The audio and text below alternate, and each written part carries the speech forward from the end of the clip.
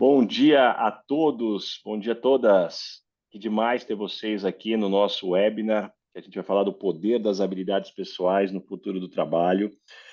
Já quero pedir para todo mundo que está entrando aqui, já por favor, deixar os microfones mutados.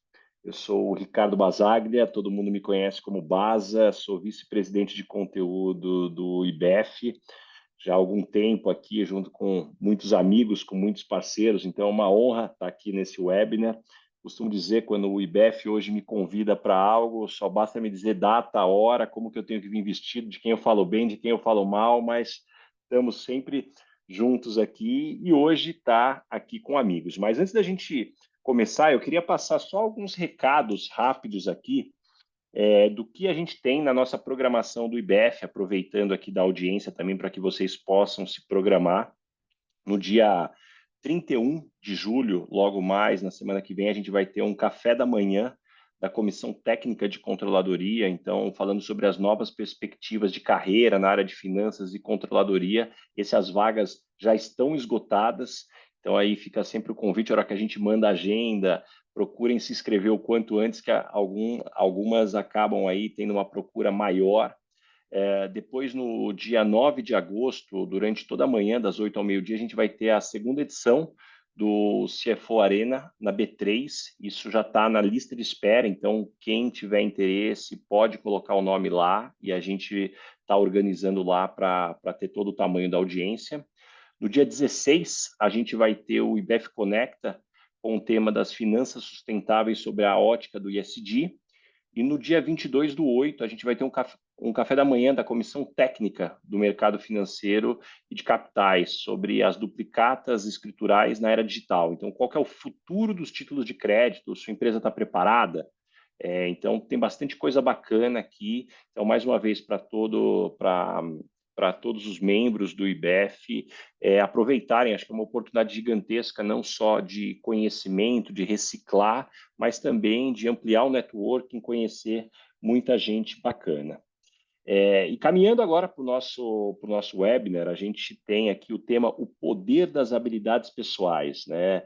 Agora, no futuro do trabalho. Acho que esse é um tema que todo mundo vem se falando e até fazendo uma reflexão hoje de manhã sobre esse tema. É muito interessante ver como isso evoluiu ao longo do tempo, né? Eu me lembro que quando eu era criança, o maior preditivo de sucesso era o QI.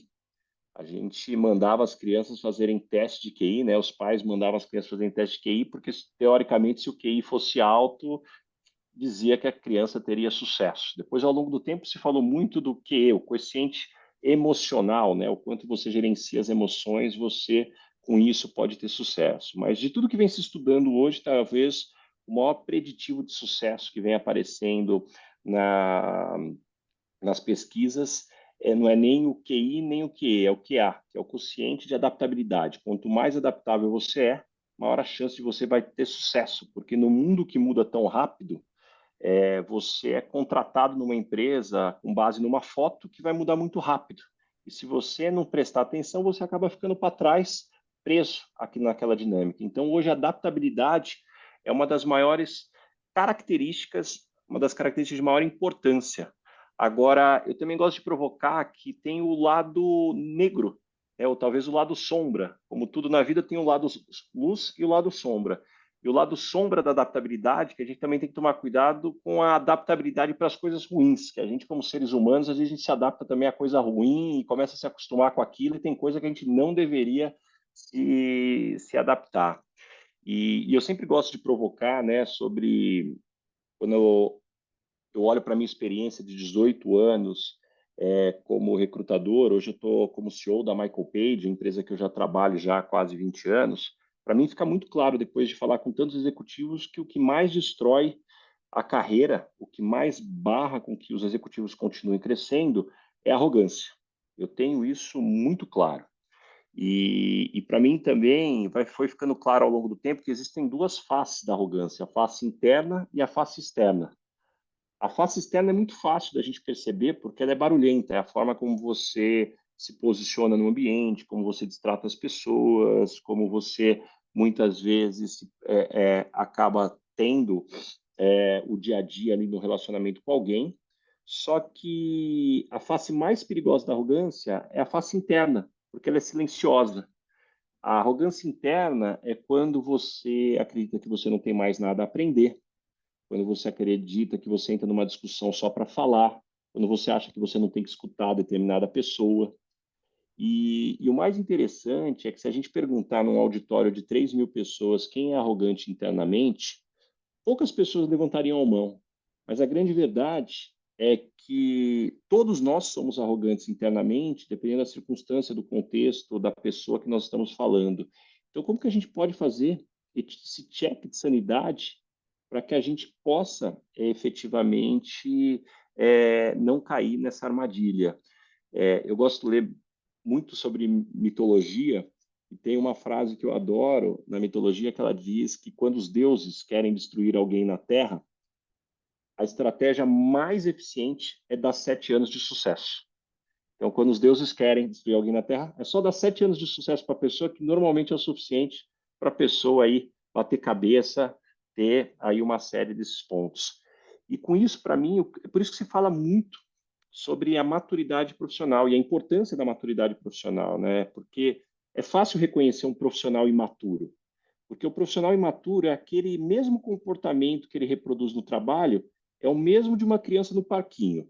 A culpa é sempre dos outros, ele nunca faz nada de errado, ele perde o controle com facilidade se for contrariado, ele quer sempre ser o centro das atenções e não tem nenhum senso de autocrítica.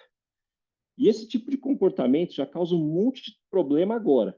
Imagina se essa pessoa se torna chefe, se torna gestor. Então, esse para mim são elementos aqui, porque as pessoas bem-sucedidas são aquelas que conseguem se enxergar de fora, né? Sair da visão da árvore e vir para a visão da floresta. E é muito difícil ver a si mesmo de maneira objetiva. Então, por isso que a gente precisa confiar, buscar os feedbacks, entender o que os outros dizem, para esses conjuntos de evidências das pistas para onde a gente pode ou deveria estar buscando, né, dentro dessa dinâmica. E com isso, como que a gente pode fazer uma melhor gestão da nossa saúde mental, né? Eu costumo provocar, a maior parte das pessoas deixa para fazer tudo na última hora. Então, por que você quer sofrer por antecedência, né? Eu não entendo esse lance da ansiedade. Tudo a gente deixa para fazer de última hora e aí sofrer, a gente quer sofrer por antecedência. Tá tudo errado. Vamos inverter essa lógica aqui, né? E é muito do que eu falo, né? O contrário do sucesso não é o fracasso. O fracasso é transitório. O contrário do sucesso é desistir, né? Então, só que esse para mim é o grande elemento aqui para a gente trazer aqui algumas provocações. E por último, talvez uma recomendação que eu tive, né? Um conselho de um grande amigo, que é um grande executivo, que ele falou assim para mim algo que me marcou. Baza, não confie em tudo que você pensa. Não é porque está na tua cabeça que está certo. A gente costuma tomar como verdade o que a gente pensa e isso direciona muito a forma como a gente se posiciona. Então, de tempos em tempos, também questionar o que está passando pela nossa cabeça traz ótimas oportunidades de reflexão. Mas já falei muito aqui, só queria trazer aqui algumas provocações, alguns insights aqui.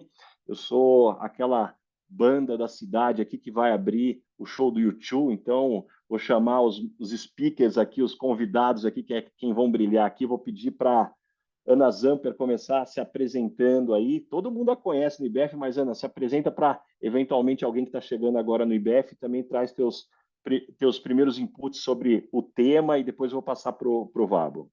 Bom dia a todos. Obrigada, Baza. Obrigada, Vabo. Eu estou esperando o YouTube, tá? Só para eu vou cobrar no final aqui. Bom, eu sou Ana Paula Zamper.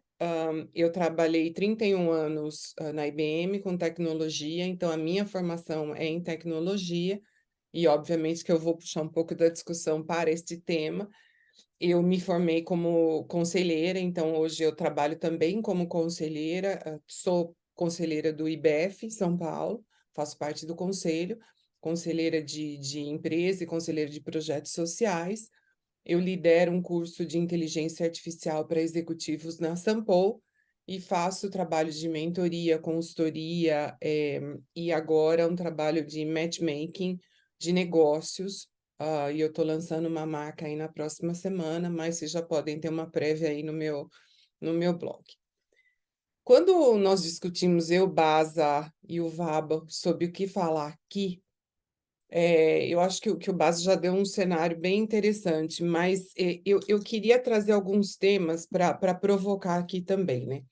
Eu acho que nunca se falou tanto sobre capital humano. A gente vive nessa época de que só se fala de tecnologia e inteligência artificial, mas ao mesmo tempo nunca se deu tanta importância para essa discussão do capital humano. Essa discussão, esse mundo que a gente vive hoje entre incertezas e ambiguidades, é uma palavra que eu gosto muito, essa questão da ambiguidade. O Basa trouxe a questão da adaptabilidade.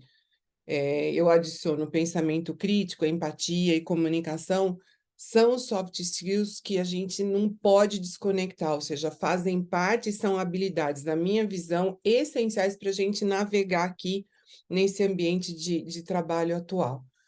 Esse mundo nosso veloz, né, ao mesmo tempo tem a questão de eu ter que equilibrar pensamentos um pouco mais profundos, me traz muito os ensinamentos de um livro do Daniel Kahneman. Eu não sei quem teve a oportunidade de ler, ele teve ano passado na Febrabatec, inclusive, se chama Rápido e Devagar, Duas Formas de Pensar. E ele traz um pouco dessa questão da ambidestria, da ambiguidade, que eu tenho que ter o pensamento instintivo, mas eu tenho que ter o lado técnico. Então, toda essa discussão relacionada a soft skills é algo fundamental no futuro do trabalho, talvez mais até do que o lado técnico. A gente vai comentar um pouco sobre isso. A gente eu acho que temos a necessidade aqui da discussão de desenvolver ambição e visão estratégica, fluência de capabilities, e para mim, o Basa comentou da arrogância, né? Para mim, um dos pontos mais importantes, a competência que realmente vai nos diferenciar daqui para frente, é o learnability. E learnability como a capacidade de aprender continuamente. Learnability da forma mais ampla, lembrando que a gente tem, eu, por exemplo, né, e eu vejo isso na escola, nós adultos, a gente prefere aprender ao estudar, né?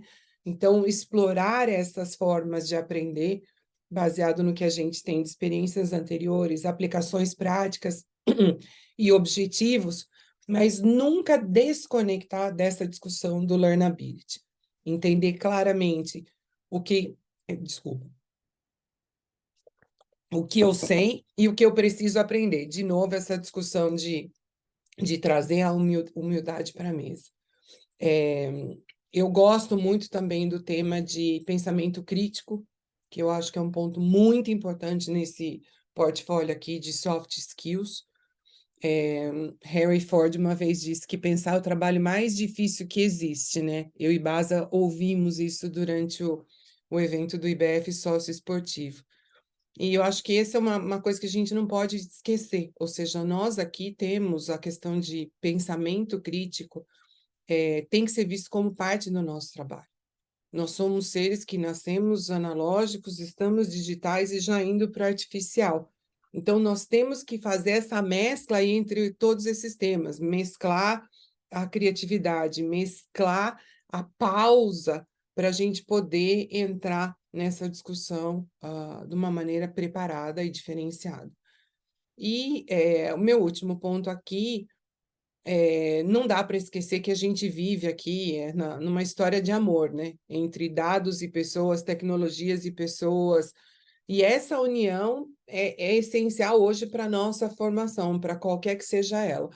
Então, se por um lado a gente tem essa questão da tecnologia, que obviamente facilita a gente estar aqui, né? Se não fosse a tecnologia, não poderíamos estar aqui hoje. Por outro lado, ela pode nos desligar um pouco das relações e colocar-nos com relações um pouco mais superficiais, mais efêmeras. Então, é um ponto muito importante para a gente poder discutir aqui.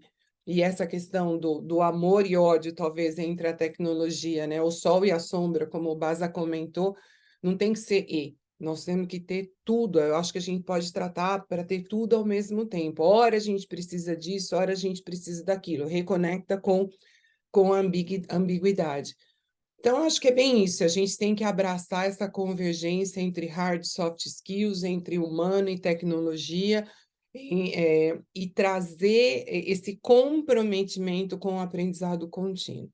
Então, adaptabilidade, inovação, eh, e temos que ser líderes que exercitem essa questão do pensamento crítico, analítico e criativo, tudo ao mesmo tempo.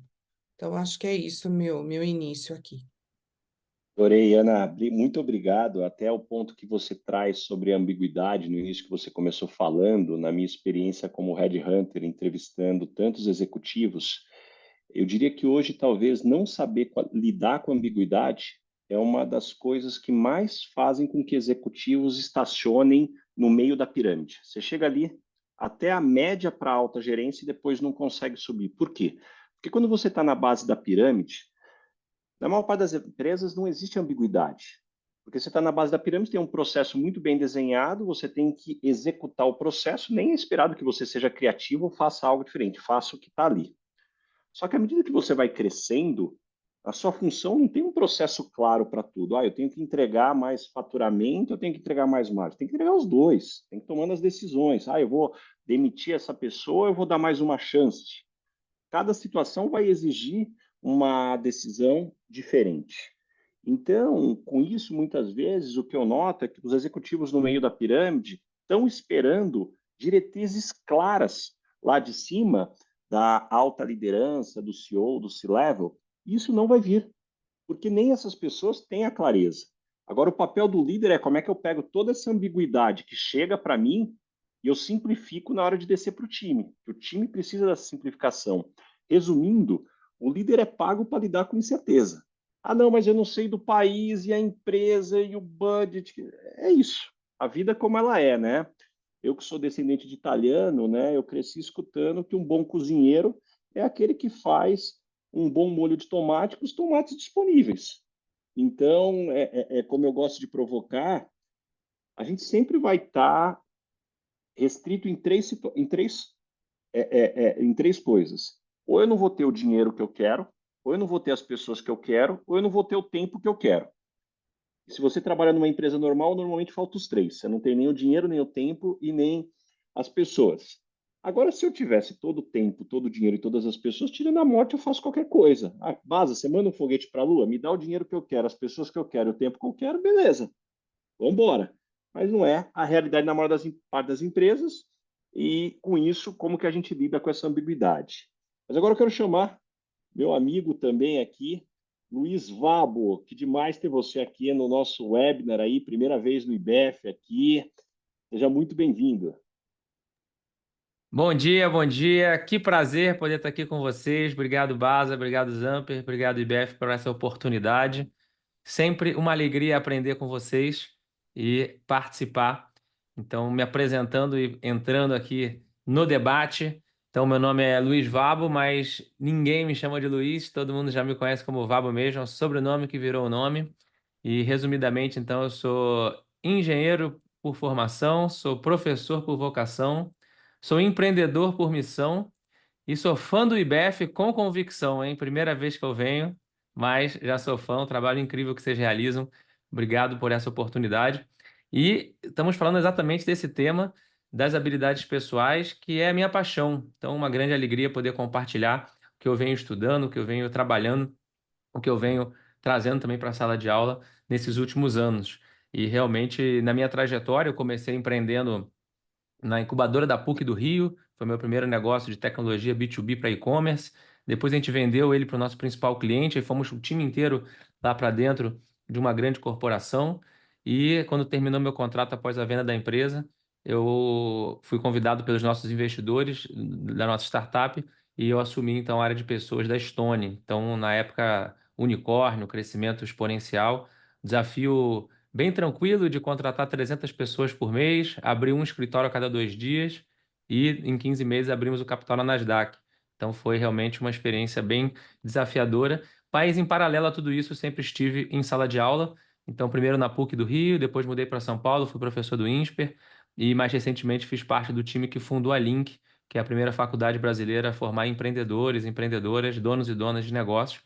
E atualmente me dedico a esse meu lugar de potência, para usar aqui a expressão que o Baza é o nosso líder nessa expressão, lugar de potência, é a sala de aula. E hoje estamos numa sala de aula, é uma sala de aula online, digital, um webinar, não deixa de ser esse espaço de aprendizagem, como a Zamper comentou, a oportunidade da gente aprender a aprender sempre é uma grande alegria. E então também convido vocês a conhecerem mais meu trabalho no Vabo 23 no Instagram, tem o Vabocast também, tem livro, então bem bacana. E sobre esse tema, então, entrando na discussão, acho que eu queria começar trazendo um número, que é até um estudo que o próprio Basa divulga bastante, um estudo feito pela Michael Page, que traz para a gente uma visão bem clara desse poder das habilidades pessoais. A pesquisa diz que 91% das pessoas são contratadas pelas suas habilidades técnicas, mas quando acabam saindo da empresa, acabam saindo por conta da falta de habilidades pessoais. Então, as pessoas são contratadas porque têm um bom currículo, têm boa experiência na área, fizeram bons projetos, mas não é por isso que não dão certo nas empresas, mas sim pela falta de autoconhecimento, inteligência emocional, colaboração, trabalhar em equipe, lidar com a pressão, comunicação. Então, efetivamente, esse é um dado bastante alarmante, porque se a gente observa a nossa educação hoje, quem lembra da época da escola, quais foram as matérias que nós tivemos, né? A gente teve matemática, física, química, biologia, história, geografia, todas essas matérias são matérias de habilidades técnicas.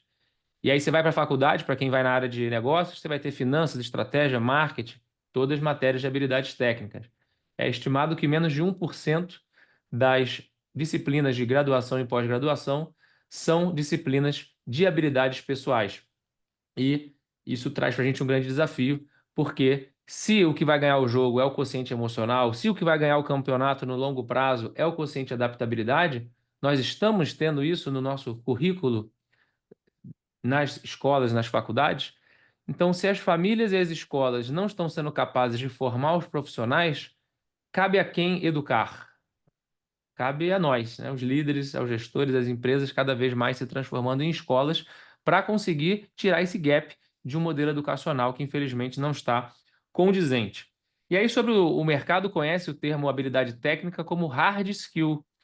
E a tradução, skill é habilidade, hard, duro. Então, as habilidades técnicas, cuja base é a razão, é o lado racional do nosso cérebro, é a base, a razão é a base das habilidades técnicas, habilidades duras, rígidas, difíceis.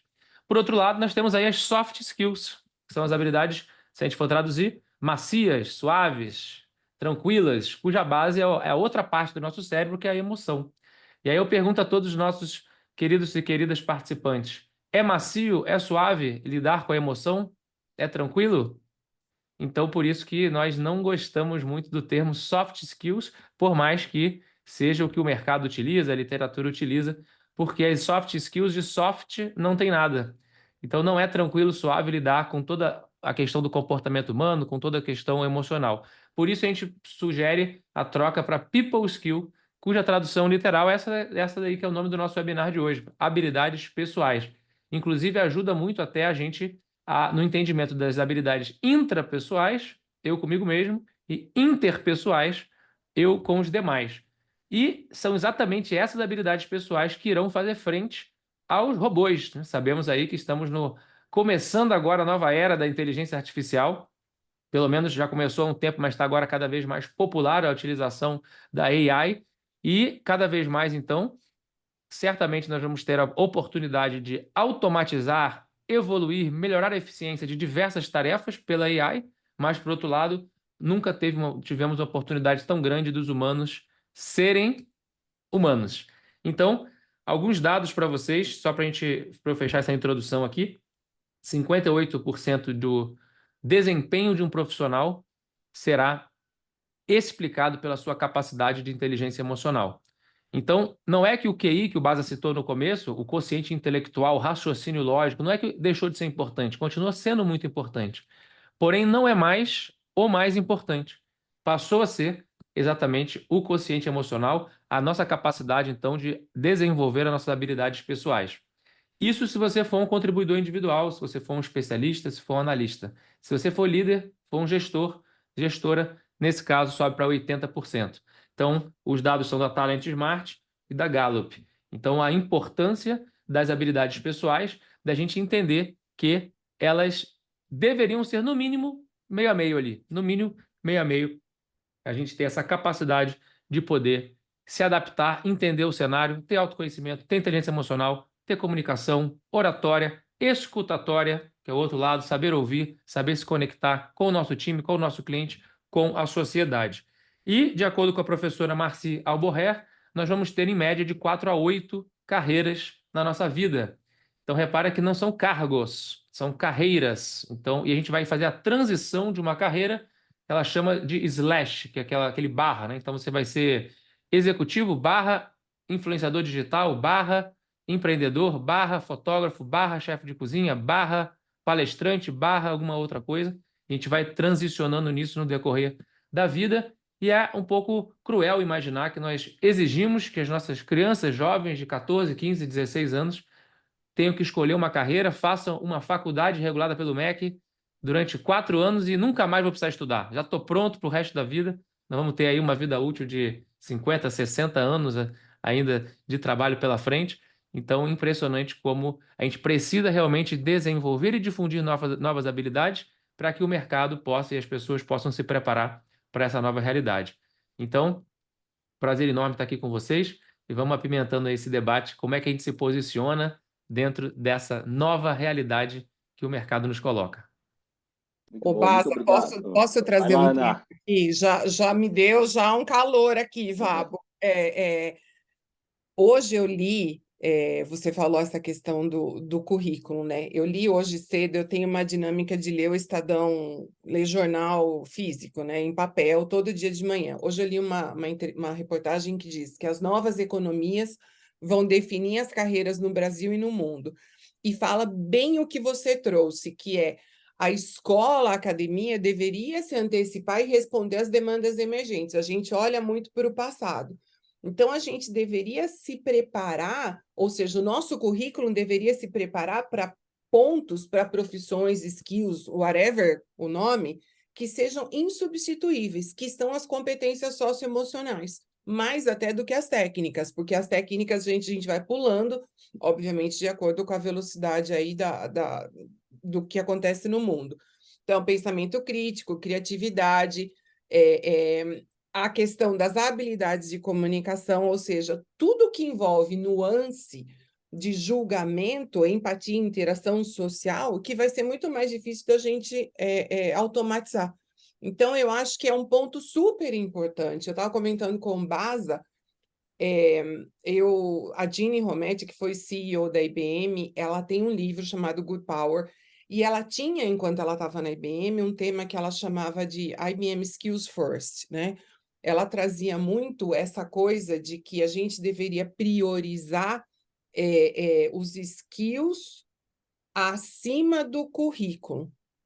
Então, eu deveria criar modelos nas empresas que eu pudesse ter isso, ou seja, priorizar habilidades específicas sobre diplomas acadêmicos. Vamos pensar agora essa época da Generative AI. Eu não tenho isso no meu currículo. A gente não tem definitivamente nada disso no nosso currículo. Então, pelo fato de eu não ter no currículo, eu não vou ser capaz de ter o talento, eu não vou ser capaz de ter a habilidade, o conhecimento. Então, eu acho esse tema uma provocação para nós aqui nesse mundo empresarial de como é que a gente pode trabalhar no hiring, trabalhar na formação, trabalhar na inclusão, na mentoria, inclusive, de que empregos necessitam de habilidades e não diplomas. Então, eu acho que é um ponto importante. A gente está num apagão aí de talentos, dependendo da área, e obviamente que a gente não vai ter diplomas para tudo. Então, como é que a gente identifica esses talentos com base em habilidades e práticas interpessoais? Então, esse é um ponto para mim que fica de provocação aqui. E aí, Base, eu vou fazer uma pergunta para você, tá? Como é que os recrutadores estão trabalhando com isso? Ô, Zamper, primeiro, obrigado pela pergunta. Só aproveitando para dizer para todo mundo que está nos assistindo aqui, já podem mandar as suas perguntas através do chat. Acho que é uma baita de uma oportunidade. Vocês já perceberam aqui que o tema está quente aqui dentro dessa dinâmica. Sobrou pergunta até para o moderador aqui. Eu achei que eu ia estar numa posição confortável só perguntando, assim como eu faço no meu podcast, mas estamos aqui para participar. A grande verdade é que hoje eu vejo um grande desafio é que os headhunters normalmente, quando vem uma posição para que eles recrutam, eles recebem uma missão. Então essa missão vem da empresa. E eu acredito que toda pessoa que trabalha na área de professional services, seja um advogado, pode ser um headhunter, pode ser um consultor de estratégia, o grande desafio que existe é você entender que o que o cliente te fala normalmente não é suficiente para você ter um entendimento do todo para fazer uma entrega bem feita. E por que, que eu estou dizendo isso? Quando eu olho para a maior parte das empresas, o que você tem é uma estrutura hierárquica com uma lista de cargos, né? E na melhor das hipóteses, o job description de cada posição. Agora as empresas não têm mapeados quais são as competências, quais são as experiências, o que, que faz alguém ter sucesso. Aquela reflexão mais profunda, as pessoas que deram certo nessa posição deram certo por quê? As que deram errado por quê? E sem isso, você tem uma chance muito grande de errar na contratação. Porque se você só está olhando para job description, você só está olhando para a experiência. E como eu costumo provocar, o currículo é um bicho estranho, né? Porque ele é muito mais uma lista do que a gente não quer fazer mais do que uma lista do que a gente quer continuar fazendo. Então, acho que esses são boas provocações. Eu tenho uma pergunta aqui que eu já vou passar para o Vabo e depois outra aqui para a Anne. Por favor, gente, fiquem à vontade aqui para passar, para já ir mandando as perguntas. Ô, Vabo, com tudo que a gente está falando aqui sobre a importância das habilidades pessoais, você acha que existe um risco de desvalorizar as competências técnicas ao enfatizar demais as competências das habilidades pessoais? Porque hoje a régua ficou mais alta. Alguém não consegue mais emprego na maior parte das empresas só pelo competência, né, o poder das habilidades pessoais. Você precisa também do técnico. Como é que você vê esse equilíbrio? Um ótimo ponto. Acho que a gente está um pouco longe ainda disso acontecer, e se isso acontecer, realmente a gente vai ver uma grande transformação. Mas na prática, lembra, está 99,1. 99% da busca por habilidade técnica e 1% ainda por comportamental. Se isso cair para 90-10, 80-20, 70-30, até chegar no 50-50, que na minha visão seria o ideal, ou seja, um equilíbrio entre habilidade técnica e habilidade comportamental, aí nós teremos chegado ali próximo daquilo que seria a situação mais condizente com a necessidade do mercado, da realidade. Então, efetivamente, se a gente parar para avaliar, eu ainda já começa a ter uma iniciativa ou outra numa escola, já começa a ter uma iniciativa ou outra numa faculdade, mas ainda está muito, muito longe de conseguir ter esse equilíbrio. Se a gente pensar, eu vou estar confortável quando, além de matemática, vamos ter uma matéria chamada empatia. Vamos ter geografia e vamos ter uma matéria chamada oratória. Vamos ter química e vamos ter uma matéria chamada inteligência emocional. A gente tem isso? Não sei se tem. E para ficar mais bacana ainda, seria se a gente pudesse juntar os dois. É história com oratória, é matemática com empatia, é biologia com trabalho em equipe. Aí nós temos efetivamente um começo de desenvolvimento dessas habilidades. E nesse ponto que a Zamper trouxe das novas carreiras, tem uma estatística que mostra que nós vamos ter aí por volta de 80% das profissões até 2030 que ainda não foram inventadas. Nós estamos em 2024. Vão ser inventadas novas profissões. E toda vez que a gente fala sobre futuro, é uma coisa meio assustadora, né? Futuro do trabalho e agora. Só que é difícil a gente conseguir prever o que vai ser inventado, porque se eu pudesse prever o que vai ser inventado, eu vou lá e invento, né? Então, por isso que talvez o ideal seja fazer aquele exercício que o Ray Dalio comenta, que é, vamos olhar para trás, vamos olhar nos últimos 10 anos o que foi inventado.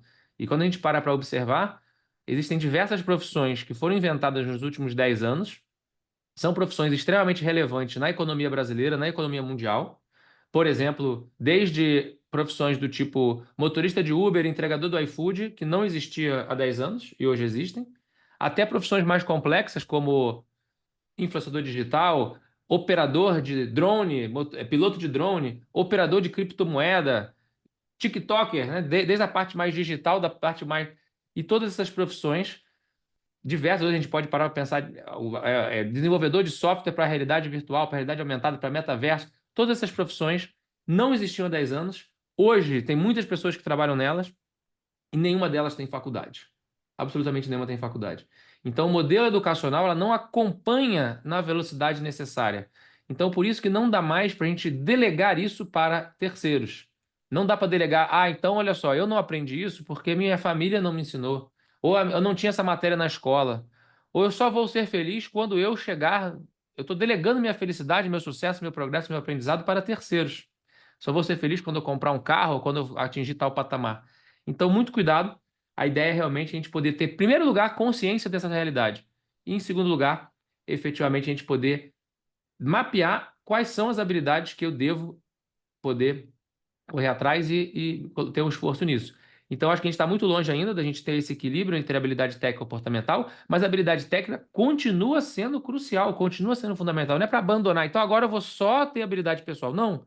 É que está tão desbalanceado isso que a gente precisa botar um holofote na habilidade pessoal para tentar chegar próximo do equilíbrio. Mas se for um 80-20, já está excelente, porque hoje está 99-1.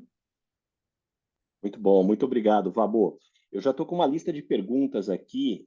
Algumas perguntas estão chegando no privado para mim, outras a gente está mandando, as pessoas estão mandando no chat que todos estão conseguindo ver.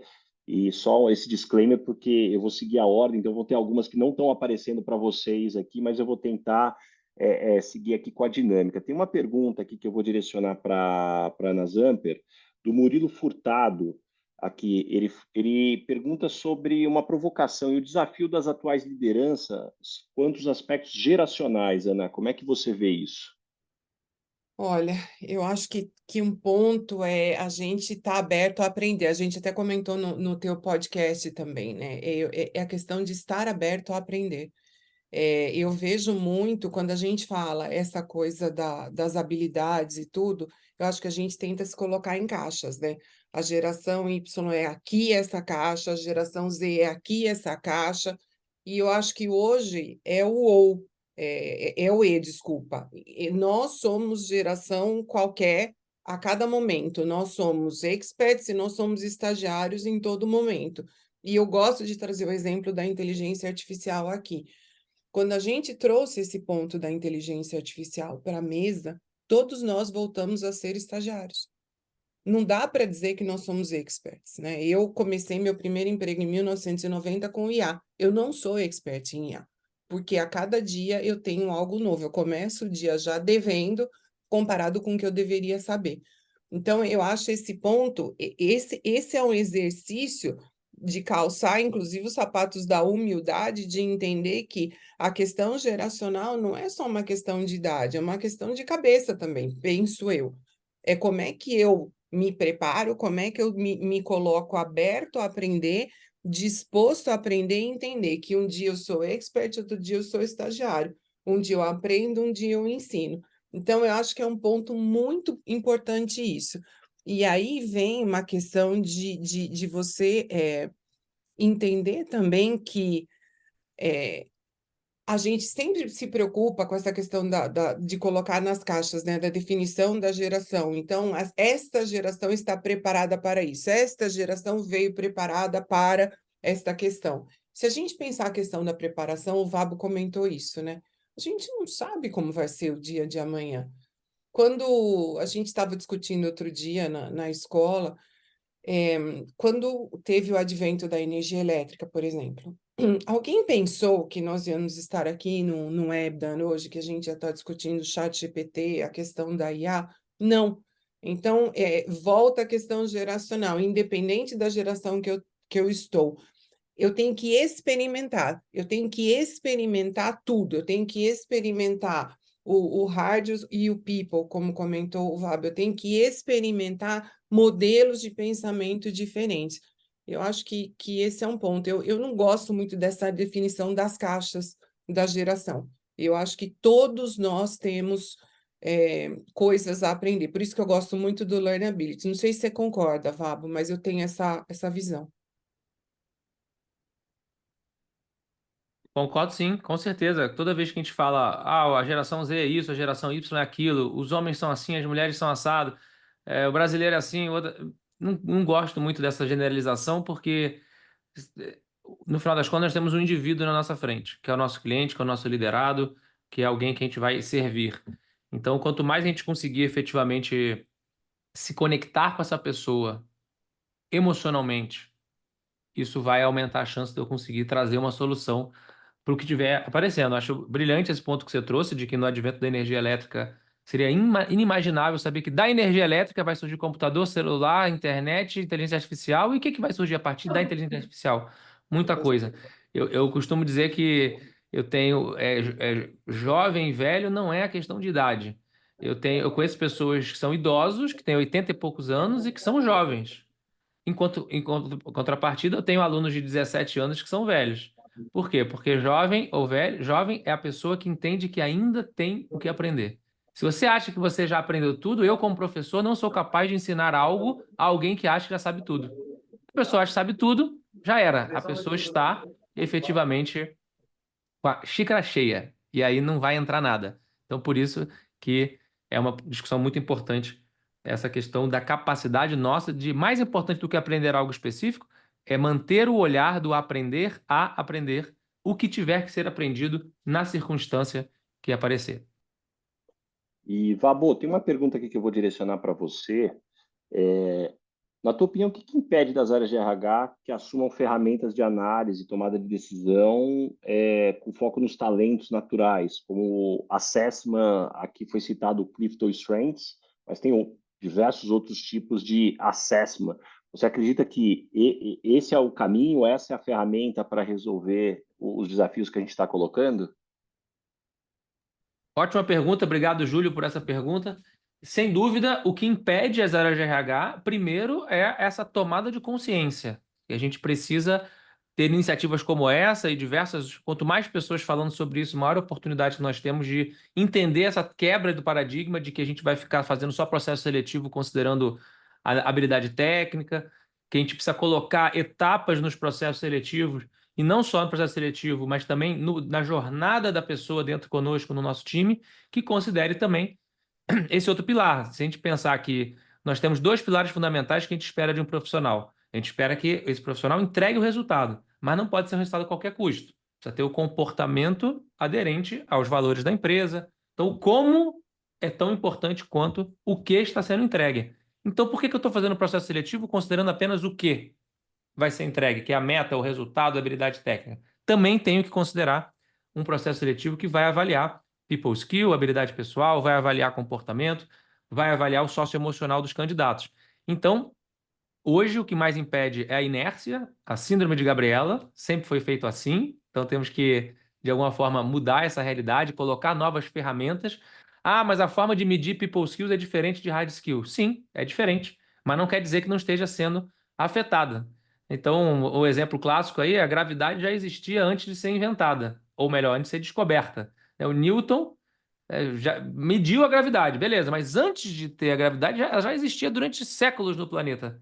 Aí alguém conseguiu medir, beleza, ela está impactando, alguém mediu. Então vamos também usar essa analogia para a habilidade pessoal, ela está impactando. Vamos encontrar formas, e tem hoje já diversas maneiras de medir. O Júlio citou aqui o método Clifton, eu particularmente adoro esse método, é um dos, não é o melhor ou perfeito, mas é um dos métodos excelentes, porque é aquela base daquele livro Descubra Seus Pontos Fortes 2.0, foi escrito pelo Don Clifton, tem a Gallup também apoiando. Então é um livro que você descobre o seu talento. Você compra o livro, ganha o teste, esse teste te diz lá quais são os seus 5 principais pontos fortes, seus talentos, que é onde nós deveríamos focar. E com isso a gente monta times complementares. O meu talento pode ser a fraqueza de outra pessoa, a minha fraqueza vai ser o talento de outra pessoa, e com isso é sim uma possibilidade. Mas, Júlio, não é só isso, né? Não é só a metodologia do Clifton ou qualquer outra que eu vou vai dar a perfeição, porque o ser humano é muito complexo para ser reduzido a apenas um assessment, apenas um teste. Pensa num quebra-cabeça. O assessment, essa metodologia que você citou, ou outra, ela é uma peça do quebra-cabeça. Meu objetivo como recrutador, para desenhar, ou como líder que está desenhando um bom processo seletivo para construir um time campeão, é montar o quebra-cabeça desse ser humano que está na minha frente. Então, com isso, eu vou utilizar ferramentas variadas, presenciais, síncronas, assíncronas, online, testes, diversas outras possibilidades que existem disponíveis para que então eu possa montar esse quebra-cabeça. E o mais importante de tudo, que para mim é a principal falha hoje dos RHs, é a falta de treinamento dos avaliadores. Porque afinal eu já avalio, já faço entrevista há 30 anos, eu sei entrevistar. Será que sabe mesmo? Será que sabe? Tinha um amigo meu que ele dizia o seguinte: eu sei tanto entrevistar, não preciso dessas ferramentas, não. Eu bato o olho e eu vejo a alma. Vejo o olho e vejo a alma da pessoa. Acho que não tem mais espaço para esse tipo de arte, essa arte mística, porque nós temos realmente ferramentas que possam nos ajudar a avaliar tanto as hard quanto as people skills. Adorei, Vabo, muito obrigado. Tem um comentário aqui da Ronise também falando da fala da Zamper, em a gente se colocar como expert e aprendiz durante os nossos dias. Eu acho isso demais. Talvez até deixando aqui também uma dica, algo que eu aprendi, eu tento implementar. Toda vez que eu vou entrar numa discussão ou numa reunião, eu tento refletir sobre qual deveria ser o meu papel nessa reunião. E eu normalmente classifico em 3 papéis. Puxa, eu sou um aprendiz, eu sou o expert nessa reunião, eu sou especialista, ou eu sou o contribuinte barra suporte. O que eu quero dizer com isso? Puxa, está se falando da reforma tributária. Puxa, a hora que eu vou ter essa discussão aqui na empresa, como CEO da empresa, não vindo da área de finanças, e eu vou falar com o meu CFO, eu sou um aprendiz. Se eu quiser me colocar em outra posição aqui, eu vou fazer uma barbeiragem. Não, estamos falando do futuro do produto, de alguns dos produtos dentro da Pay, de como que a gente vai evoluir. Puxa, não, aí eu tenho mais de 20 anos de experiência, eu conheço, e é esperado do meu papel atuar como especialista. Estamos numa reunião agora da região. Puxa, estou com meu colega ali da Argentina. Aliás, toda vez que eu acho que minha vida no Brasil está difícil, eu ligo para o meu colega da Argentina, pergunto como está a vida dele, e aí eu vejo que a minha não está tão difícil assim. E quem sou eu ali na discussão para ser um expert? Eu não estou atuando na Argentina, eu sou no máximo um colega, eu suporto ele com alguma sugestão, alguma dinâmica. Então, eu acho que selecionar o nosso papel, porque senão a gente cai numa armadilha que se eu sou muito jovem, eu acho que eu sou aprendiz de tudo. Não, você já desenvolveu experiências, você tem contribuições que você pode dar em algumas situações, e a armadilha ainda piora, porque eu sou experiente, porque eu tenho um cargo alto, eu acho que eu sou especialista em tudo. E aí você vai fazer barbeiragem. Então, eu acho que essa reflexão é muito legal aqui, dentro do comentário da Ronise aqui. E aí tem um comentário aqui, na verdade, uma pergunta que o Thiago Silva, da Ambima, me mandou. Zamper, eu vou direcionar para você. Quais as recomendações de vocês para o profissional de finanças? Porque ele trouxe aqui, puxa, a gente lidar com segurança psicológica, meritocracia, inclusão, volatilidade econômica, plano de metas, gestão de pessoas, inovação, inteligência artificial, ou seja, como equilibrar todos esses pratos. Eu acho que a primeira coisa é pensar que a gente tem que colocar o ser humano no centro do processo, né? Então, o nosso papel como ser humano é não delegável e obviamente, que a gente precisa desenvolver o nosso lado de pensamento crítico, o autoconhecimento. Acho que essa é a primeira coisa fundamental. A outra coisa eu gosto muito desse conceito de cointeligência.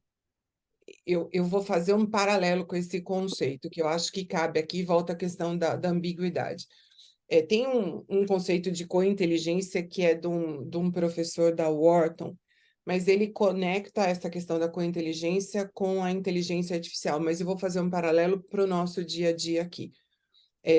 A questão de a cointeligência, na visão dele, como é que eu trago o lado técnico e o lado people aqui, como criatividade para a mesa, né? Então, eu acho que a primeira coisa é assumir o controle, é entender um pouco de o que eu não sei, fazer uma lista de o que eu não sei e deveria saber. Esse é um ponto importante, eu acho que a gente nunca para pensar nisso, independente se eu sou CFO, se eu sou CEO, se eu sou CMO, é aonde eu estou e o que eu deveria saber. Então, ter essa visão clara, né, que vai passar, obviamente, por eu entender qual é a estratégia para pavimentar o meu caminho, qual vai ser esse cenário de desenvolvimento aí das novas habilidades. Eu acho que esse é um ponto importante. O pior que pode nos acontecer hoje é a gente ser classificado naquele quadrante. A gente tem 3 tipos de indivíduos no mundo, né? E a gente troca de lugar aqui também, da mesma maneira que eu viro estagiário e expert, eu troco de lugar aqui, dependendo da situação. Um é estar no quadrante dos ignorantes, que é eu não tenho ideia do que acontece, eu não sei o que eu não sei. Então, isso, pelo amor de Deus, a gente não pode deixar acontecer. Os desesperados, eu percebo o que eu tenho que enfrentar, mas eu não sei nem como começar. Um pouquinho melhor.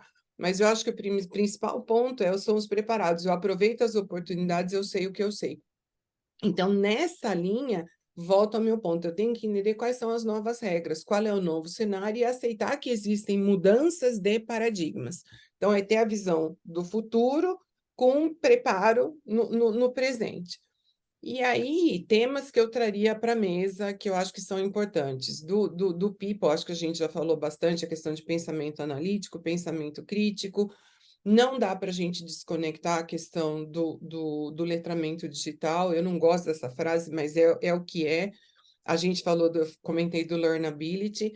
E um outro ponto que eu gosto muito também é a liderança e influência social. Como é que eu trabalho para guiar equipes e impactar positivamente o ambiente de trabalho? Porque criando um ambiente de trabalho positivo, eu trago a questão da motivação, eu trago a questão também da experiência do cliente, eu trago a provocação para a resolução de problemas complexos.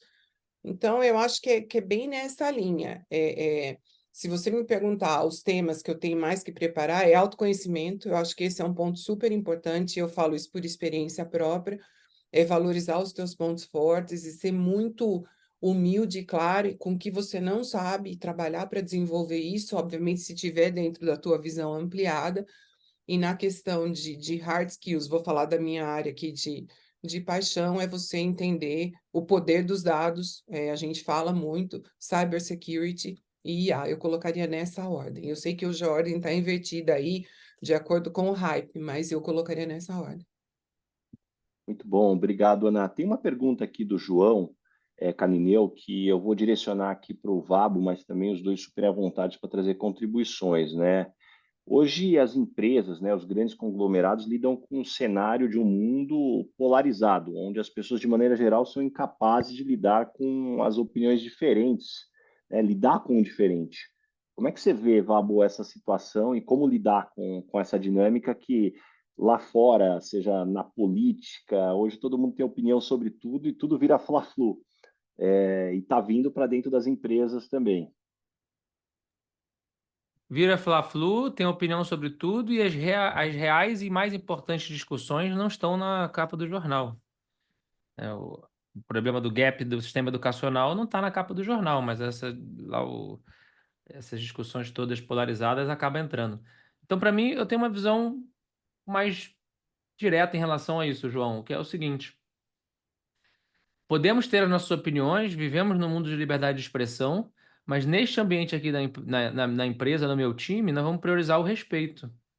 Então, eu não vou ficar julgando, avaliando se a pessoa vota na pessoa A, B ou C, tem a religião A, B ou C, ou torce para o time de futebol A, B ou C. Nesse nosso time aqui, temos esses valores, temos esses pilares, e a cultura de uma empresa é formada também pelos piores comportamentos que são tolerados. Então, se a gente tolera um desrespeito, se a gente tolera um momento em que a polarização acaba prevalecendo e eu acredito que eu sou o dono da verdade porque a minha forma de ver o mundo é a única forma correta, não vai ter espaço aqui no meu time. Então, o que eu vejo é que as empresas, os times, os gestores, seja conglomerados ou seja uma pequena organização, precisa também ter esse autoconhecimento organizacional. Precisa também deixar claro o que é tolerado, o que não é tolerado, quais são os valores. Então, nesse ambiente aqui, nós vamos respeitar esse outro ponto. E nós vamos trabalhar nesse sentido. Então, como eu tinha comentado, vai caber também aos líderes educarem os seus liderados. Não vai ter como aguardar que as pessoas vão chegar 100% prontas e cientes de qual é o seu papel, porque as escolas e as famílias não estão sendo capazes de fazer isso. Então, minha sugestão é muito simples: deixar claro o que é tolerado, o que não é, o que vai ser foco aqui de respeito e o que não for, infelizmente, temos que ter essa decisão de que não é porque a pessoa bate meta, é o melhor vendedor, mas a pessoa desrespeita os outros, a pessoa é grosseira, a pessoa grita no ambiente de trabalho.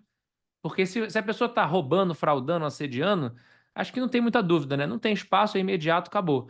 Mas e alguns degraus antes, né? Que é essa questão de grosseria, que é essa questão de desrespeito, que é essa questão de piadinha. Para mim, isso é intolerável também. Então, é dessa forma que eu acredito que as empresas devem se posicionar de forma bem tranquila, bem direta e com a comunicação transparente. Aqui é tolerado isso, isso não é tolerado.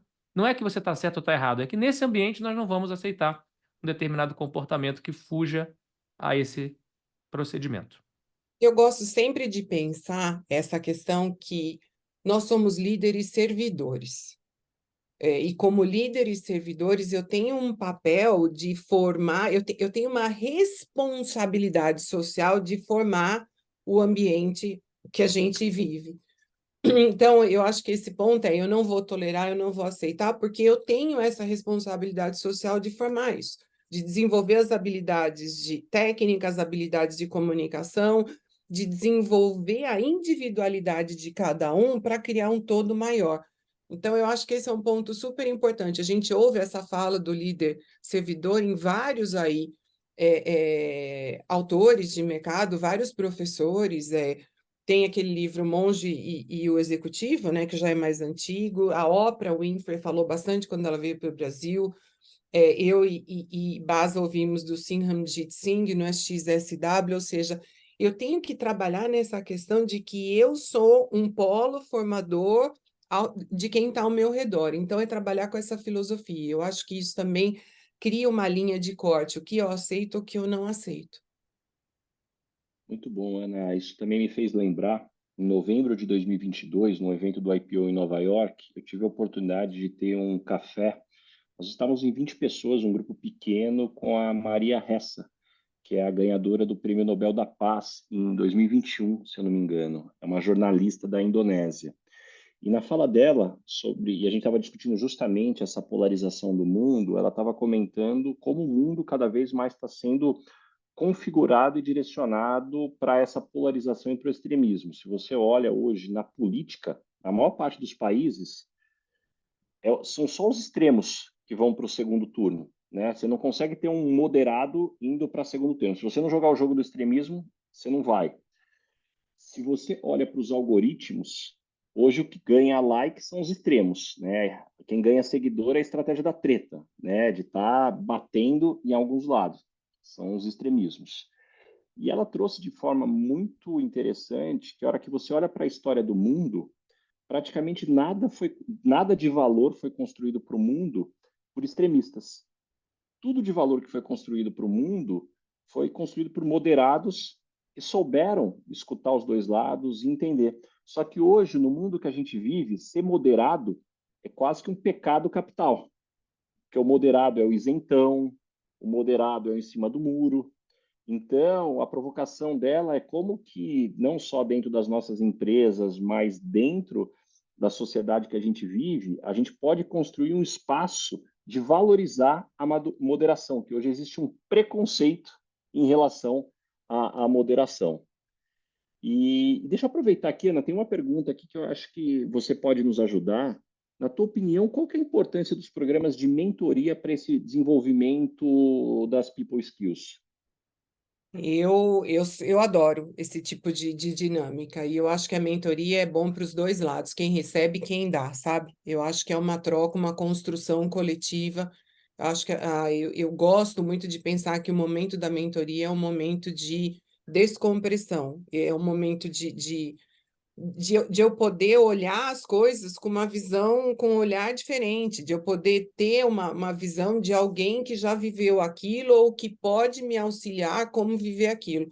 Eu acho fundamental. Eu gosto muito dessa discussão da mentoria, não só para temas de people skills, mas para o lado técnico também. Eu não sei, eu, por exemplo, quando eu mudava de área na IBM, eu sentava junto com o profissional que era quem punha a mão na massa naquele assunto. Então, você comentou da reforma tributária, por exemplo. Eu sou leiga no assunto. Então, o que eu estou fazendo, eu estou me colocando com alguém que é expert em reforma tributária para me ensinar. Então, a mentoria passa por isso. Eu trabalho com as ONGs, como é que eu trago a questão do dinheiro do bem? Eu acho que é você exercitar um pouco esse lado também, a mentoria não ficar só naquela coisa de... Acho que a gente também está usando muito a mentoria como sessão de catarse hoje, né? Eu tenho vários mentorados que às vezes eu falo, poxa vida, isso aqui não é sessão de catarse, é uma sessão de construção. uma sessão de desenvolvimento, mas a gente também se colocar do lado técnico, como é que eu sento e aprendo com quem realmente está colocando, está apertando o botão, está colocando a mão na massa, está colocando no detalhe. Para mim, esse é um dos modelos de aprendizado potentes que existem hoje no mercado, e é rápido. Então, eu gosto muito. Obrigado, Ana. Tem uma pergunta aqui da Adriana Ronda que eu vou passar para o Vabo, por mais que ele já tenha tangenciado o assunto, mas talvez inputs adicionais que você tenha, Vabo, sobre essa evolução da educação, né? Seja papel da escola ou das empresas na preparação desses futuros profissionais, num cenário que as crianças jovens perdem cada dia mais as habilidades sociais por uso de ferramentas digitais, né? Celular, rede social, empresa migrando para o modelo remoto. A gente está caminhando para o futuro das equipes mescladas, né? Pessoas sintéticas aqui que foi colocado aqui na pergunta, Vabo. Como é que você enxerga esse tema? Vamos lá, vamos pensar alto aqui, vamos decupar isso para a gente debater algumas visões. Então, em primeiro lugar, estão começando a sair agora algumas pesquisas em relação ao uso de telas por bebês e crianças. Então, fazendo aqui o recorte das gerações, eu concordo com a Zamper que o recorte em si, a gente tem que ter muito cuidado, mas isso ajuda a gente a ter um pouco de marcos. Então, a gente sabe que a geração Y, chamada de Millennium, quem nasceu entre 1980 até 1998, aproximadamente, pessoas que nasceram no mundo sem ainda a internet. De 60 a 80 era X, de 80 a 98, Y. De 98 a 2010, geração Z, que já nasceu no mundo com internet comercial. De 2010 até 2020, é a geração Alpha, que já nasceu no mundo com o digital, com o smartphone. E de 2020 para cá, temos uma nova geração. Minha filha, por exemplo, tem 1 ano e meio, ela já não mais faz parte da geração Alpha. Todo mundo sabe o que vem depois da geração Alpha? Não é a beta. A próxima geração depois da alfa é a geração C. Geração C. O que é C? Minha filha já nasceu no mundo pós o fenômeno que foi a maior guerra de todos os tempos, da nossa geração pelo menos, né? Desde os últimos 100 anos, foi a pandemia do Covid. Então, como será a geração C? Não fazemos a menor ideia, estão nascendo agora. Porém, os filhos das gerações alfa não tinham ainda as pesquisas da inteligência artificial, as pesquisas relacionadas a uso de smartphone. E agora já está começando a sair para ajudar os pais da geração C.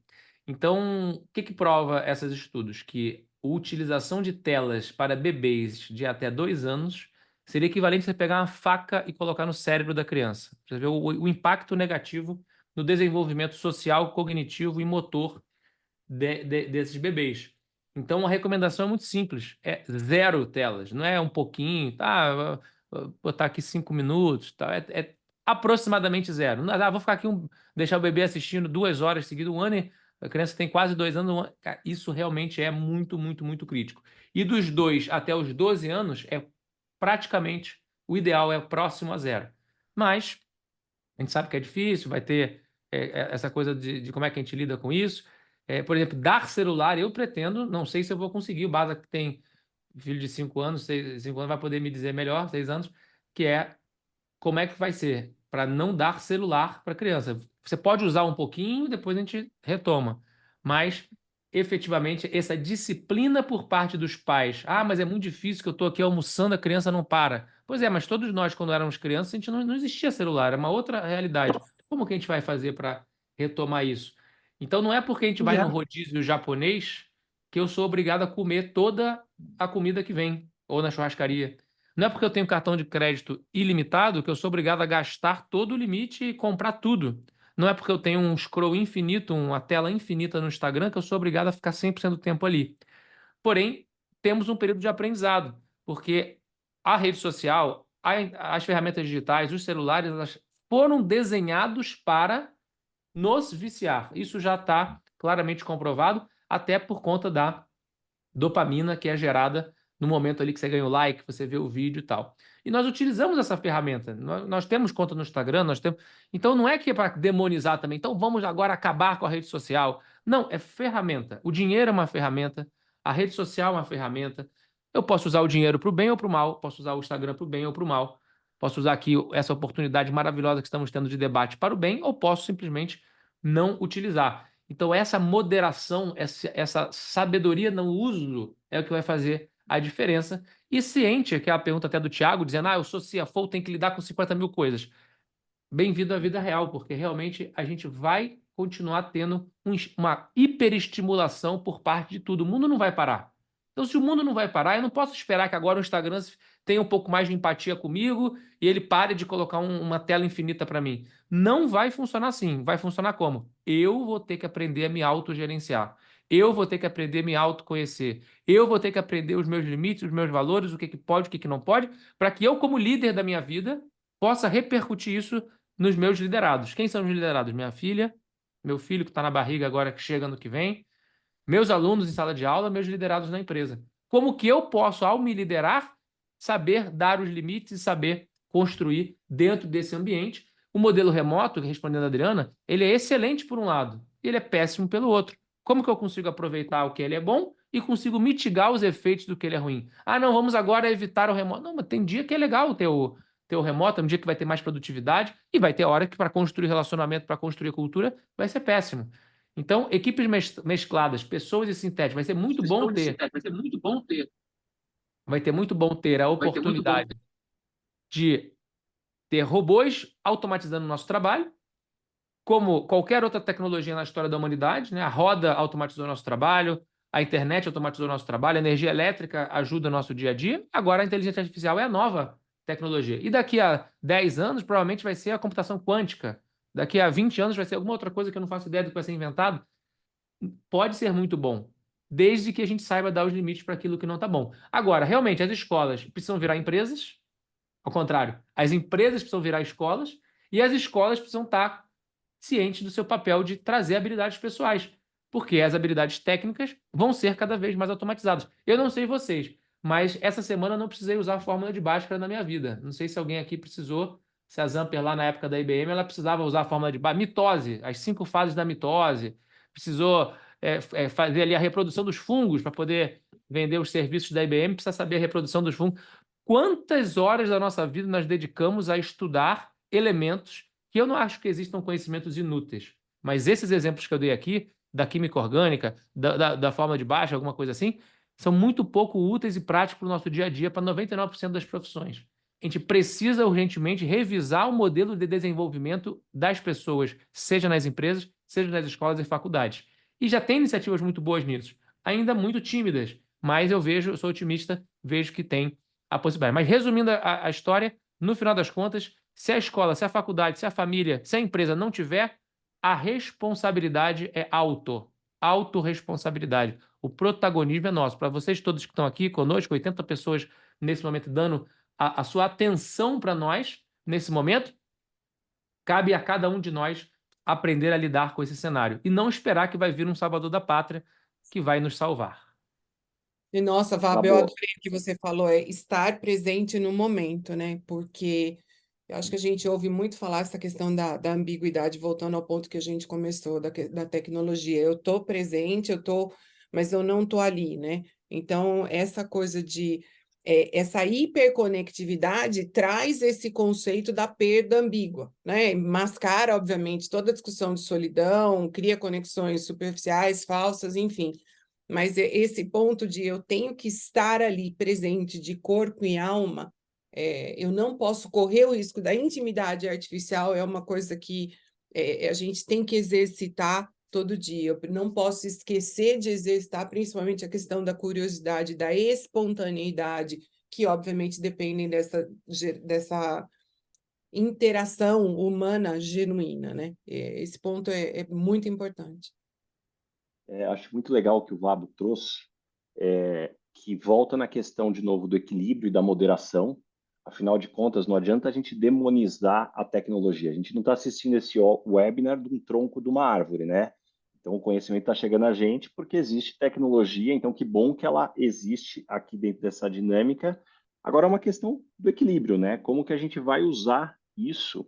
E também, para mim, fica muito claro, toda vez que a gente fala de geração, inclusive a gente estava falando sobre isso no sócio esportivo, Gente, toda vez que a gente for reclamar de uma geração, só vamos lembrar que essa geração não veio de Marte. Não veio de Marte. Essa geração foi criada pela gente. Teve influência dos nossos hábitos, dos nossos comportamentos, do impacto que a gente teve para essas pessoas serem assim. Então, lembrar que essas pessoas não vierem de Marte traz também a responsabilidade também que a gente teve em criar, e o reflexo foi esse, planejado ou não planejado. Então, acho que isso é fundamental para a gente garantir que a gente tenha o entendimento correto. E E, só um Ana, complemento rápido, vai desculpa, lá, Bárbara, só um Fábio. complemento rápido, que os pesquisas, entrevistas recentes com executivos do Vale do Silício, executivos que criam as ferramentas, os smartphones, criam as redes sociais, disseram claramente: meus filhos, eu não dou smartphone. Minhas crianças, eu modero o uso. Não é ilimitado. Então, os próprios criadores das ferramentas já estão cientes disso. Então, a gente precisa também, de alguma forma, se atentar. Muito bom, Vabo. Tem uma pergunta aqui que a gente está chegando aqui daqui a pouquinho no final, então eu quero tentar repassar todas as perguntas. Quem ainda não mandou a pergunta, fica à vontade para mandar, a gente vai tentar responder todas aqui. Ana, aqui está falando muito desse ponto da gente incorporar esse mindset de people skills, de desenvolver as pessoas que estão dentro da empresa. Só que aqui a pergunta que foi enviado pelo Márcio, ele fala sobre a percepção de que a pressão pelos resultados financeiros de curto prazo continua bem maior daquele voltado às pessoas. Como é que você enxerga esse tema? Eu vejo que isso é realidade. Eu tinha um chefe na IBM que uma vez eu entrei numa discussão com ele, eu dizia, cara, você quer que eu olhe profit, a renda, os indicadores de pesquisa de satisfação, enfim, inventário, tudo. O que você quer que eu olhe? Ele fez assim. E eu não entendi. Você não respondeu minha pergunta, e ele só balançava a cabeça, ou seja, você tem que olhar tudo, ponto, não tem opção. Infelizmente, as empresas vivem, obviamente, para gerar um valor, para gerar riqueza, então o dinheiro é algo fundamentalmente importante, mas o nosso papel, eu só posso ter essa questão financeira muito bem equacionada se eu tiver o entorno da equação funcionando, né? E tudo culmina em dinheiro. A gente teve a semana passada, por exemplo, a questão do apagão aí cibernético. Metade das discussões em que nós fomos envolvidos depois foi como é que eu recupero as perdas. Então, esse ponto eu acho que não tem como, não tem uma fórmula mágica. Agora, tem uma fórmula para a gente trabalhar com essa pressão. De novo, autoconhecimento, eu sei que parece clichê, mas é fato. Eu tenho que trabalhar com autoconhecimento, eu tenho que montar uma agenda do que é importante, do que eu posso delegar, e eu tenho que trabalhar com times muito bem preparados. Se eu tiver times muito bem preparados, times multidisciplinares, tanto do lado técnico quanto do lado cognitivo, a gente tem como atender ao curto e ao longo prazo. Mas eu acho que não dá para a gente mudar essa métrica, digamos assim, do capitalismo, né? Obrigado, Zamper. Eu estava só refletindo aqui no ponto anterior do Vabo e que a Zamper também trouxe sobre essa intimidade digital. E é incrível como até o tipo do device que a pessoa consome o conteúdo, ele traz uma conexão diferente. Só compartilhando com vocês, quando as pessoas que acompanham o meu conteúdo, né, eu produzo conteúdo, seja no Instagram, tem o livro, tem o podcast, e quando as pessoas vêm falar comigo, puxa, Bas, eu acompanho o teu conteúdo, é muito fácil notar quem lê o meu livro e quem me acompanha no podcast. Porque quem lê o livro é uma relação quase que assim, puxa, não, um professor, algo mais distante, alguém que tem um conhecimento. Quem escuta o podcast já é brother, já assim, pô, Base, escutei ali, eu acho que talvez a dinâmica de estar escutando a voz ali é quase que você está sentado na mesa ali do podcast escutando, só que só como ouvinte, né? Você não está participando, então cria uma relação diferente. Então, para mim é interessante até perceber ao longo do tempo, assim, puxa, quem consumiu o livro ou podcast, na hora que me aborda de uma forma diferente. Então, também como esses devices vêm mexendo com a nossa cabeça na forma como a gente se conecta também com as pessoas. Acho que é um ponto interessante.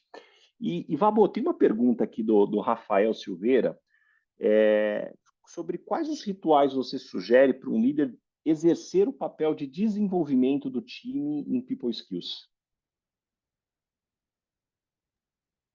Ótima pergunta, Rafael, obrigado.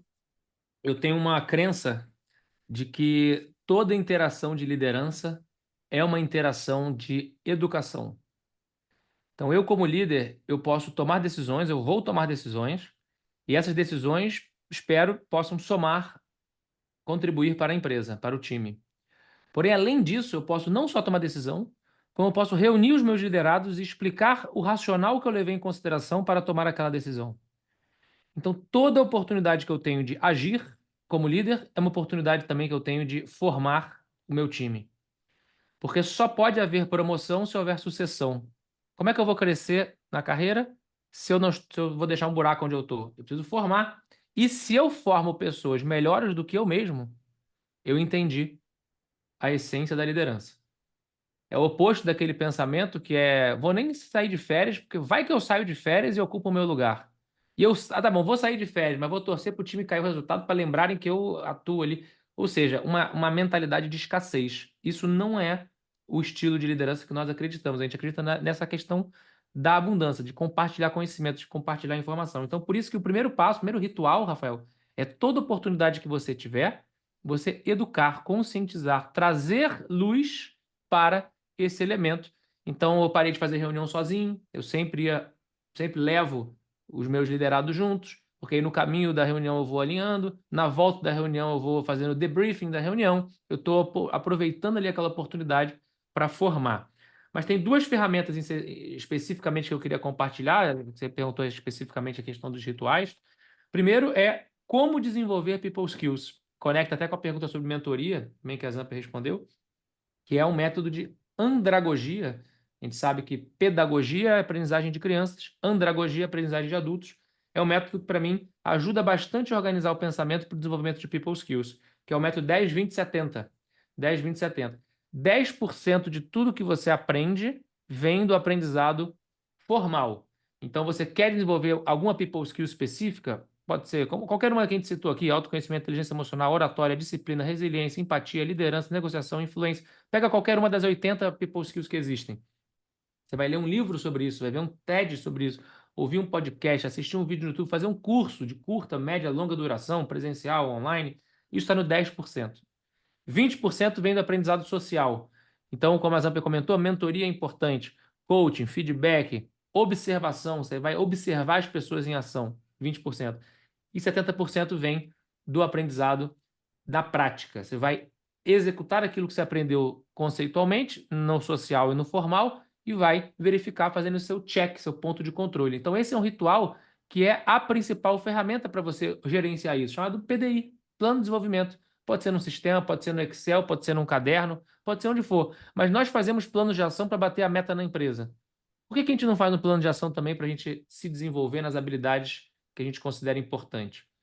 Então, essa para mim é uma ferramenta crucial. E o ritual que vai fazer com que a gente acompanhe isso é o ritual da reunião individual, ou também chamada reunião de one-on-one. Reunião de one-on-one. Recomendação: você, como líder, ter reuniões individuais com seus liderados. Pode ser semanal, pode ser quinzenal. Eu gosto quinzenal, a menos que tenha algum projeto que esteja mais crítico, mais grave ali, que eu faço semanal, mas quinzenalmente eu sento com todos os meus liderados diretos.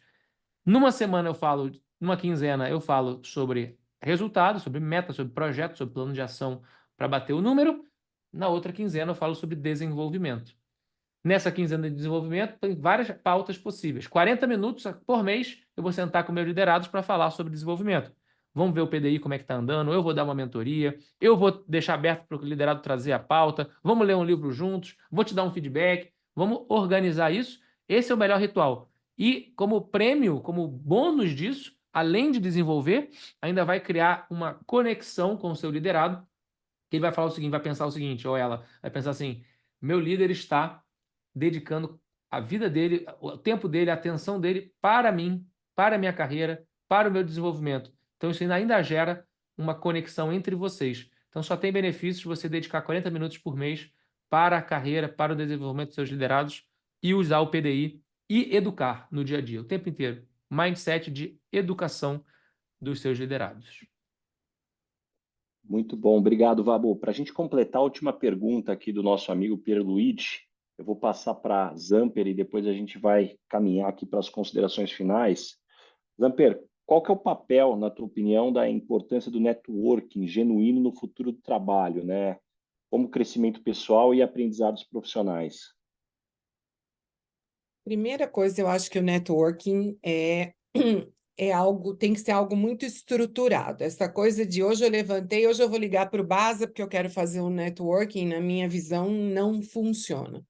O networking, para mim, tem que ser algo cirúrgico, algo muito bem estudado e muito bem direcionado. Então, esse é o primeiro ponto. Eu gosto de pensar no networking, de novo, como uma troca. Se eu vou acessar ao Basa para discutir sobre oportunidades da minha carreira, eu tenho que levar algo para ele, porque o Basa está trazendo um espaço, está cedendo um espaço da agenda dele, do conhecimento dele, da energia dele para mim. Então, para mim, essa questão da troca, primeiro, o networking é nunca eu só recebo, eu tenho a obrigação de dar algo e entregar algo ao final do espaço do networking. Hoje, com toda essa questão que a gente vive, esse mundo aqui de ambidestria, o networking ele é muito potente para eu entender acesso a novas oportunidades de carreira. Eu gosto muito do networking para conhecimento de melhores práticas, acho importantíssimo isso. Construção de parcerias e colaborações. Obviamente que eu busco networking para ampliar minha visibilidade, a minha reputação, e aí é não só no 1 a 1, mas também em participar de fóruns, participar de eventos específicos, explorar novos mercados, resolução de problemas e trabalhar em inovação.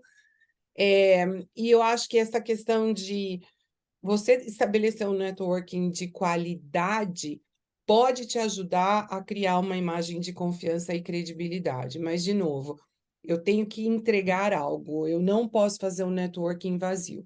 Eu realmente não gosto dessa coisa de que eu vou falar com a pessoa só quando eu preciso. Eu vou ligar para o Basa só quando eu preciso de ajuda dele para algo. Não funciona.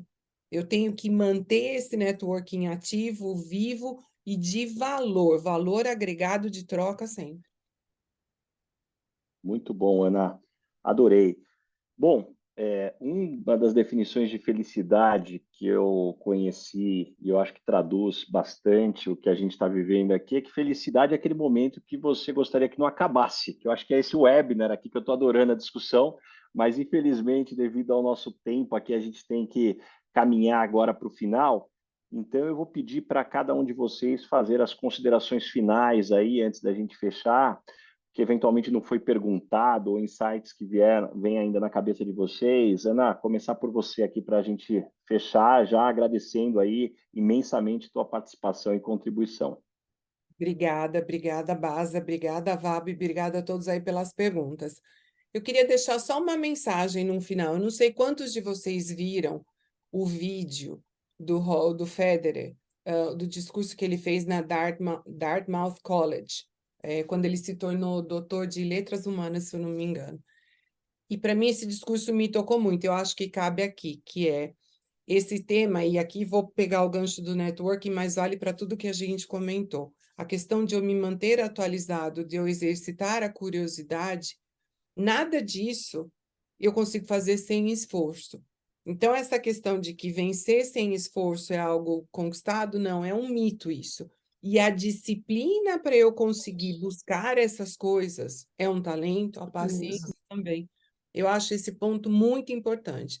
Nós nascemos com talentos, mas nós temos que exercitar esses talentos para que eu possa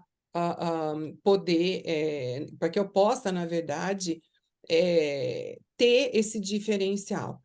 Então, eu diria para vocês que o coeficiente de curiosidade nos fará longevos, a disciplina de buscar esses talentos é o que nos vai sustentar, e o learnability é o que vai nos mover aí de ter esse estado de prontidão. Eu acho que esse seria o meu resumo, e mais uma vez agradeço bastante a todos pelos aprendizados, inclusive. Obrigado, Ana. Labor, mais uma vez, obrigado por aceitar o convite, estar aqui com a gente, sempre um prazer, sempre... Se tem uma coisa que eu tenho convicção, se eu estou com a Ana e com o Vabo, eu estou aqui ó, com o meu caderno, anotando tudo aqui, que depois vai para o Evernote, para estar ali na nuvem e não perder nunca mais. E hoje eu saí com algumas páginas de anotações. Vabo, considerações finais aí para a gente fechar o nosso webinar. Sempre uma alegria, sempre um prazer. Obrigado, Baza, obrigado, Zamper, obrigado, IBF. Obrigado a todos que participaram e mandaram as suas mensagens. Quem quiser continuar esse debate comigo, quem quiser conhecer mais sobre o meu trabalho, dá uma olhadinha lá no Instagram, @vabo23, tem podcast, tem conteúdo, tem livro, uma grande alegria. E as mensagens finais, que é o que eu costumo dizer também para meus queridos alunos, seja na graduação, seja na educação executiva. E hoje, por que não, tive a honra de ter aqui vocês também como alunos e alunas. Então, a primeira mensagem é que você pode melhorar sim em qualquer coisa que você quiser e se dedicar. Não delegue para ninguém, em especial no nosso tema aqui, as habilidades pessoais. Independente se você tem talento, personalidade, dom, genética, sorte, não importa. Você não depende de ninguém. Você pode contar com a ajuda e deve contar com a ajuda de muitas pessoas, mas a responsabilidade, o protagonismo da sua vida é seu, não delegue isso para ninguém. Se eu tivesse que escolher uma habilidade para eu me desenvolver, uma people skill para me desenvolver, e é aquela que eu acredito que eu gostaria de continuar para o resto da vida, eu peço a esse gênio da lâmpada, eu peço humildade para saber ouvir, para manter a minha escutatória aguçada, porque essa é a possibilidade que eu tenho de não achar que eu cheguei lá, que eu estou no topo, que eu tenho sucesso. Não gosto muito dessa. No dia que eu achar que eu cheguei no topo, o próximo passo é descer, topo da montanha, vou descer da montanha. Toda vez que você chegar no topo da montanha, dá uma olhadinha porque você vai encontrar uma nova montanha lá. E, como diz nosso mestre Simon Sinek, 100%, 100% dos seus clientes são pessoas, 100% do seu time são pessoas. Se você não entende de pessoas, você não entende de negócios. Então não é, separa, vamos falar aqui agora do time, depois a gente fala, não, tá tudo conectado. E para fechar, agradecendo a todos, uma frase de um grande filósofo contemporâneo que eu gosto muito é que mais importante do que suas habilidades, mais importante do que suas qualidades, seu sobrenome, sua conta bancária, o diploma que você tem na parede, mais importante do que tudo isso e o que determina realmente quem você é, são as suas escolhas. Então eu espero que vocês possam, a partir de hoje, depois dessa nossa rica discussão aqui, escolher o seu desenvolvimento das suas habilidades pessoais, porque isso certamente vai trazer muito valor para a sua vida. Muito sucesso para todos, muita felicidade, muito obrigado pela oportunidade. Obrigado, Vabo. Para a gente fechar aqui, gente, eu queria deixar algumas dicas também do que me passa pela cabeça aqui para que a gente possa implementar e algumas reflexões. Eu pessoalmente acredito que um dos maiores desafios das pessoas ambiciosas é lidar com o sentimento de culpa atrelado a ter tempo para si mesmo. Dá uma culpa danada, porque eu tenho tantos papéis na vida profissional, pessoal, como é que eu vou dedicar tempo para mim? E uma das iniciativas que eu adotei há algum tempo, que tem me ajudado muito nesse processo de desenvolvimento, é a cada 15 dias eu bloqueio na minha agenda um horário, 2 horas. Normalmente eu gosto de fazer sexta-feira sim, sexta-feira não. Eu marco das 7 às 9 da manhã e vou para um café. Eu nem fico em casa e nem vou para a empresa. E nesse café eu levo todas as minhas anotações do que aconteceu nos últimos 15 dias na empresa. E aí, chegando no café, eu coloco o celular naquele aplicativo que traz muita produtividade, que é o modo avião, que vocês conhecem, pego a minha agenda e vou olhando item a item de tudo que passou, vou olhando todas as anotações que eu tive de tudo que passou.